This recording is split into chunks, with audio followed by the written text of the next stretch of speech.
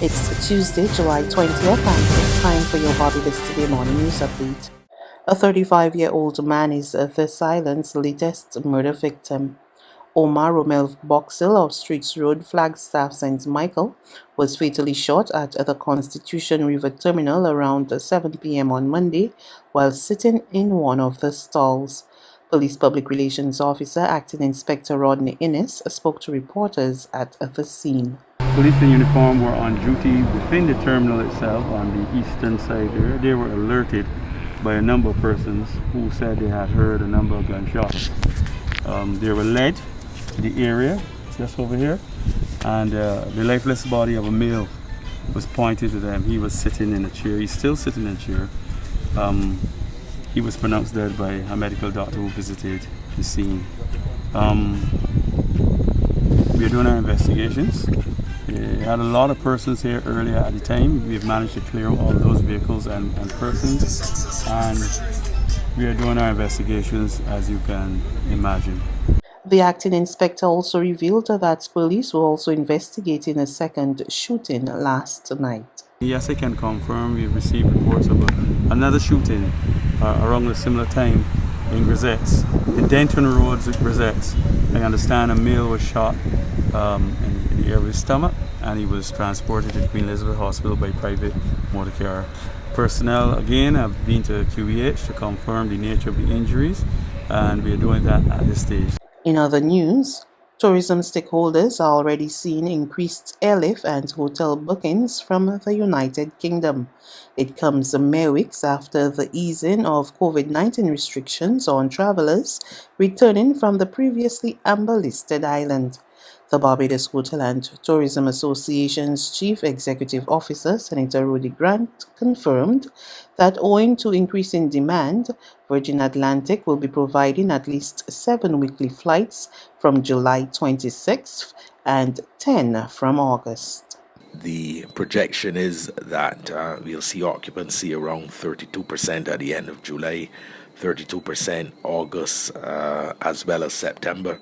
And then in October, the projection is for 40% occupancy, with 54% in November and 55% in December.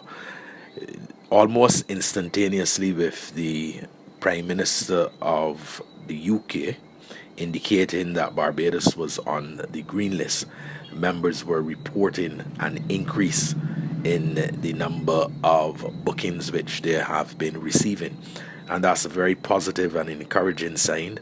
Of course, one of the things that we would have seen too is that airlines are looking to increase the capacity with the type of aircraft they are utilizing, as well as the number of flights coming in. So, for example, Virgin Atlantic will be bringing their flagship Airbus A350 aircraft to Barbados in August.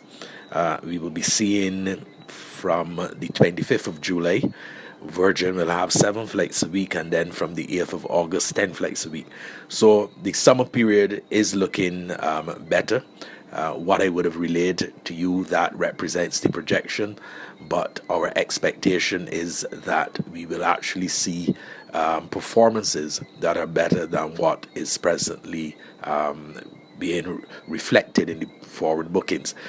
However, officials are worried that the fluctuating COVID-19 situation could place the country's green list designation and other current strides in jeopardy.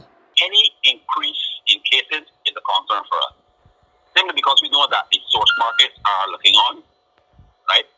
And I don't believe that they will make a change just because of a marginal rise in cases. But certainly, once we have a rise, then there's the potential that once you do your contact tracing, etc., that you could discover more cases. And if it reaches a level where it really gets significant, then there is the risk that, so far, and if we're talking particularly about the UK with their traffic light system, potentially we could be removed from the green list. So I think that what we have to look at really as a destination, I mean, yeah, you talk about the protocols, etc. But one of the things that really will help us to avoid having things of that nature is every year our vaccination rate to a higher level, and that has to be a focus of the country as we move forward. The Ministry of Education must address some logistical issues surrounding the decision to allow students who are not ready for next week's common entrance exam to take an alternative test at a later date. That's according to President of the Barbados Union of Teachers, Pedro Shepherd. Last week, Acting Deputy Chief Education Officer for Schools, Glenn Price, announced that students not properly prepared for the July 28th exam would be given the opportunity to sit an alternative somewhere between the 20th of July and the 1st of September. However, Shepherd tells Barbados Today that the ministry must say, among other things, who will tutor the students who sit the substitute exam, considering that teachers have already decided to give extra tuition to Class 4 students until July 28th. Fears of vote rigging have emerged among some members of the National Union of Public Workers as they anxiously await a new date for elections of a new executive. However, members of the National Council have given the assurance that the poll, which was put on hold pending Thursday's court ruling on the suspension of embattled President Akani McDowell, will be free and fair. Emmanuel Joseph reports. The concerns were first raised by second vice presidential hopeful David Denny in a private voice note which later went viral on social media, in which he expressed fears of election rigging. I'm part of one team and I see people who are canvassing with the other team. We're going to be deeply involved in managing boxes, and I said that can't be for real, because if you're canvassing for somebody, then you should be managing boxes. Correct. Rather on my side or the other side. I'm part of one team and I see people who are canvassing with the other team. We're going to be deeply involved in managing boxes, and I said that can't be for real, because if you're canvassing for somebody, then you should be managing boxes.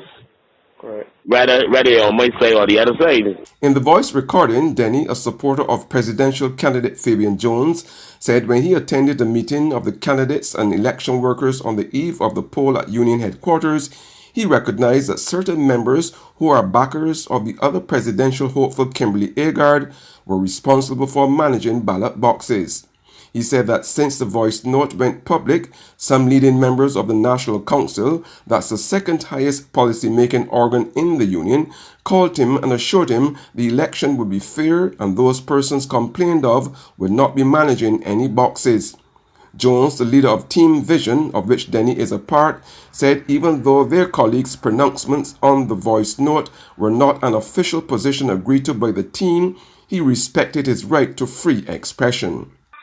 Maybe it opens the door now, and given the extension for more discussion on the election layout. All right. Because I believe that if his feelings were so strong, maybe something to think about. In a strongly worded commentary, Agard, who leads Team New Guard, chided Denny for his remarks, even as she sought to distance herself from any perceived or real corruption wherever it may exist. Agard, who is also a member of the National Council, was adamant that to her certain knowledge, the same persons who were asked to take charge of the ballot boxes are the same ones who have been in charge of them for over 2 decades now. Agard said it was scandalous that Denny, being also a candidate, could seek to impugn the very electoral process which she said he approved and helped to put in place. I'm Emmanuel Joseph for Barbados Today. There's regional and international news after this short break.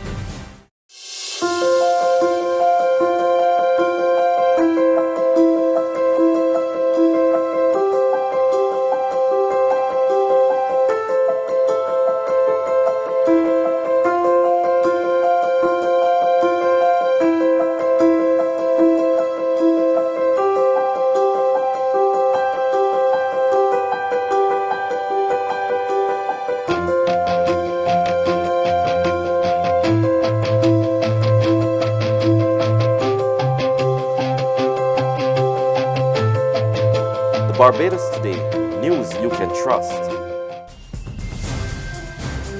To news from the region, the St. Lucia Labour Party releases its manifesto to the electorate just days before the general election. Voters are set to go to the polls on July 26th. The details of that story in this HTS News report. The SLP says it is running on a platform to stabilize the economy, reposition St. Lucia for growth, and restore good and honest governance. To stabilize our economy and save jobs, businesses and families, we will provide income tax relief to low and middle income households. That means persons earning $4,000 a month and less will not pay income tax. This will put more cash in the hands of nurses, police officers, teachers, secretaries, public servants, hotel workers, technicians, and many others who will not pay tax on the first $48,000 of yearly income. Political leader SLP Philip J. Pierre heavily focused on debt assessment and management, outlining the numerous ways the St. Lucia Labour Party aims to restore the island to a better economic standing. On the international scene, officials have been visiting flood-ravaged areas of Germany to survey the damage following days of extreme rainfall in Western Europe, which left at least 190 people dead and dozens missing. More in this Reuters TV report. A huge pile of damaged property bears witness to the devastation wrought by last week's deadly floods, as Germany's Interior Minister rejected criticism that the government failed to warn people on a tour of stricken areas on Monday, including this dam, which was at risk of breach, forcing mass evacuations. The floods that tore through Western Europe killed more than 160 people in Germany alone, making it the country's worst natural disaster in almost 6 decades. Wir sollten daran nicht rütteln. Horst Seehofer said flood warnings were up to local authorities because they require local knowledge. An expert on flooding at the UK's Reading University, Hannah Cloak, said the scale of the death and destruction in Europe showed the need for a new approach. The European floods began on Wednesday and have mainly hit the German states of Rhineland-Palatinate and North Rhine-Westphalia, as well as parts of Belgium. That's news. But for the very latest, visit us at www.barbadostoday.bb. You can also subscribe to our e-paper, email updates, or like us on Facebook, and sign up for our breaking news alerts via WhatsApp. We're also on Izumi Media in bus terminals, as well as screenplay at supermarkets and gas stations near you. And you can also hear us on Mix 96.9 FM and Capital Media HD 99.3 FM.